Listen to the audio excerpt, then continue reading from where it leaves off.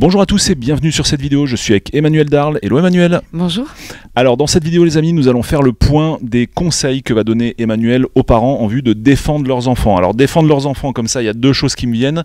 Il y a déjà par rapport au masque par exemple, par rapport aux différentes mesures Covid, mais aussi par rapport à l'injection en fait à proprement parler, donc comment faire pour éviter. Alors c'est vrai qu'on va passer en vue pas mal de cas de figure, vous allez voir ça va être très intéressant. On commence par quoi Emmanuel? Le masque? Oui, le masque. Allez go.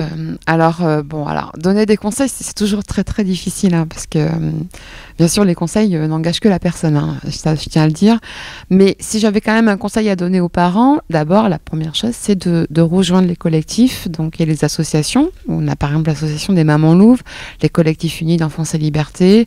Il y a les parents en colère également, les parents atterrés, les réseaux scolaires en Haute-Savoie et Savoie. Il y a pas mal de collectifs aujourd'hui en France. Il y a vraiment tout un maillage territorial qui est assez intéressant et assez actif. Oui, faites des rencontres dans la vraie vie, en fait, les réseaux sociaux, Internet et tout, c'est super, mais il faut vraiment pas que ce soit uniquement ça. Il est très important de se rencontrer en vrai. C'est capital. Je te laisse continuer. Tout à fait, parce que ça permet aussi d'échanger et de pouvoir prendre aussi un peu de recul et trouver aussi des moyens communs de pouvoir agir. Constater simplement qu'on n'est pas seul aussi, tout simplement, hein, oui. Parce que ça, c'est une des stratégies du gouvernement de faire croire que tu es isolé dans ton coin, dans ton délire, en fait, toi, très clairement. C'est l'asile à l'Union soviétique, mais version 2022, quoi. Oui, tout à fait. Alors, sur ces collectifs, ces associations, il y a des études d'impact, notamment, il y a une étude d'impact donc sur la santé mentale des enfants qui a été donc réalisée par les mamans louves, qui est extrêmement bien sourcée, qui travaille notamment avec des médecins, des psychologues, etc. Donc, par exemple, Johanna Mikou, hein, qui est extrêmement active, extrêmement percutante. Et donc, je pense que déjà ça, c'est un premier début, de pouvoir vraiment s'emparer de ces documents et de pouvoir les porter finalement aussi pour les faire connaître par les directeurs d'école. Il faut savoir qu'aujourd'hui, il n'y a plus de protocole sanitaire, on va dire, imposé. Il est que, on va dire, il peut être imposé par le directeur d'école et non pas par le ministre, etc. C'est-à-dire que si demain, il y a un directeur d'école dans une commune qui dit « Bon, écoutez, moi, j'ai envie que tous les enfants remettent le masque », eh bien ça, c'est possible. Mais il faut aussi savoir qu'à contrario, le protocole sanitaire, donc les protocoles sanitaires qui ont été imposés au fur et à mesure successifs, ne reposent sur aucune base juridique. C'est-à-dire qu'en fait, il n'y a pas de légalité à tout ça. Déjà, d'une part. C'est-à-dire qu'on ne peut pas, quand on explique à un parent, si par exemple votre enfant ne porte pas le masque, il va se retrouver en colle ou alors il va se retrouver puni ou alors tout simplement je n'accepte pas, et ça, c'est complètement opposable devant un tribunal administratif. Et on a des avocats qui sont extrêmement, on va dire, aujourd'hui, qui sont plutôt... Ils s'ennuient pas. Ah oui. Et oui, malheureusement. Donc notamment David Guyon, hein, qui est extrêmement, qui nous a beaucoup aidé sur la cause et qui nous aide beaucoup, qui aide beaucoup également l'association Info Liberté. Malheureusement, ce sont des cas où ils commencent vraiment à avoir une certaine habitude. Donc, moi, je dis simplement qu'à un moment donné, il y a eu une violence institutionnelle qui a été infligée aux enfants. La vraie question, c'est est-ce qu'on est prêt à le cautionner et est-ce qu'on est prêt aussi à le revivre si demain la situation se porte? Moi, je dis simplement qu'il faut savoir dire non. Dans la vie, il faut savoir dire non. C'est-à-dire que si demain, par exemple, il y a quelqu'un qui arrive et qui veut enlever ma fille pour X ou Y raison, je ne vais pas dire oui. Je vais dire simplement non. Parce que c'est ma fille, parce que c'est mon enfant et parce que c'est une enfant, tout simplement. Et que je vais pas... Voilà, c'est la même chose. Enfin, c'est vrai. Ça peut paraître dingue, mais ça peut paraître facile aussi, mais c'est la même chose. Alors, souvent, on dit oui, mais bon, j'ai pas le choix parce que je travaille. J'ai pas le choix parce que si mon enfant, il peut plus aller à l'école, moi, je peux plus travailler. Là, il y a des recours. Après, il y a des écoles alternatives aussi. Il y a par exemple l'école, il y a une école qui est en train de se monter, qui est déjà peut-être montée, donc dans le sud de la France, Graines d'avenir, je crois que son nom. J'ai plus le nom tout à fait en tête, mais c'est une école qui propose d'autres façons d'enseigner, qui est contre ce genre de violence institutionnelle et qu'on a infligée aux enfants. Il y a après bien sûr la possibilité d'instruire son enfant en famille, mais là, ils ont durci extrêmement les règles et on voit bien vers quoi ils ont envie de nous amener en tant que parents. Bien sûr, c'est... Notamment, bon, toute la culture woke, etc. On en parle un peu, hein, tout ce que, voilà, les aspects, la sexualité, le transgenre, etc. Alors bon, c'est totalement... c'est un petit peu compliqué. Ben, c'est pas la place... On précise bien qu'on n'est pas du tout contre les personnes trans, c'est une histoire de propagande en fait le problème, c'est uniquement ça. Ah mais non, absolument et au contraire, pas. Je vais même aller plus loin, ce genre de propagande va vraiment faire du tort à la communauté LGBT énormément. Oui, complètement, parce qu'après il y a une stigmatisation qui est faite derrière. Et c'est pas dans l'intérêt justement des transgenres ou quoi que ce soit, ou de la communauté LGBT, Enfin, c'est pas du tout dans leur intérêt, parce que derrière, il va y avoir forcément des réactions extrêmement virulentes, voire violentes, de rejet. Et je pense qu'au contraire, on doit apprendre à bien vivre ensemble. Et c'est essentiel à un moment donné que l'école, telle que on l'a inventée par Charlemagne, enfin, c'était pas pour éduquer, mais c'était pour instruire, simplement, sans arrêter à ça. Instruire. Ça veut dire quoi? Ça veut dire transmettre un savoir.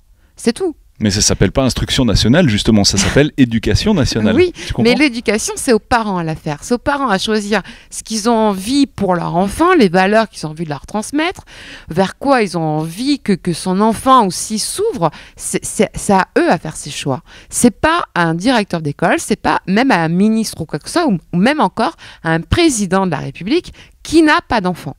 Donc c'est avant tout aux parents à le faire. Et ça, je pense qu'il faut être vraiment très très ferme sur ce sujet-là. Moi, pour le moment, j'ai la chance que ça ne s'est pas posé avec mes enfants. Tout ce côté, on va dire, sexualité, etc., cours d'éducation sexuelle, etc. Mais moi, j'aurais eu une réaction très très virulente. Je n'autorise personne, aucun adulte, à parler sexualité à mes enfants. C'est comme ça. Et aucun parent n'a à autoriser ça. Donc voilà, il faut savoir dire non et être ferme. Donc après, il y a...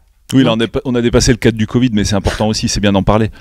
Donc il y a l'instruction en famille, et puis bien sûr, après, il y a aussi le système de pouvoir se concerter, enfin, de pouvoir créer aussi une dynamique entre voisins, entre membres, on va dire, d'un collectif ou d'une association, d'une antenne locale, de pouvoir aussi tourner pour tout simplement pour trouver des solutions pour instruire son enfant à domicile ou faire une école, on va dire, alternative avec les moyens du bord.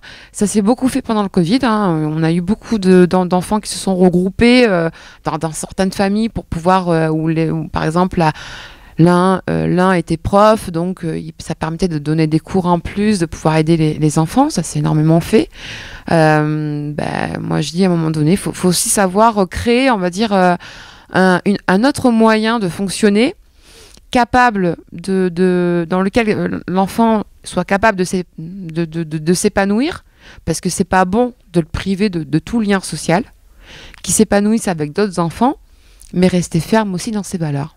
Voilà. Alors si on en revient sur les mesures Covid, en fait demain tu as quelqu'un qui dit maintenant dans tel lycée, telle école ou quoi, il faut remettre le masque. En tant que parent, tu fais quoi?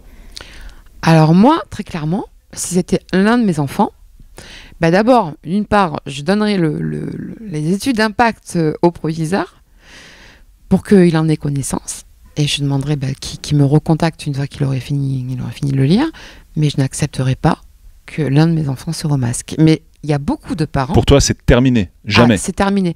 Mais je ne suis absolument pas la seule, parce qu'il y a énormément de parents où c'est inconcevable. C'est-à-dire c'est inconcevable, à un moment donné, de remettre le masque à tous les enfants. La semaine du 14 mars a été la semaine de la délivrance, vraiment au sens propre du terme. Les enfants, on les sentait revivre totalement. C'est impossible que ça revienne. C'est impossible. Je pense que là... la plupart de ces écoles-là seraient vraiment face à une opposition extrêmement ferme, extrêmement forte. Ok. Voilà. On a fini, tu penses, en dehors de tout ce qui est problème injection, tout ça? Ouais, je pense que de toute façon, c'est pareil pour l'injection. L'injection, elle n'est pas obligatoire chez les enfants. Il ne faut pas céder aux pressions.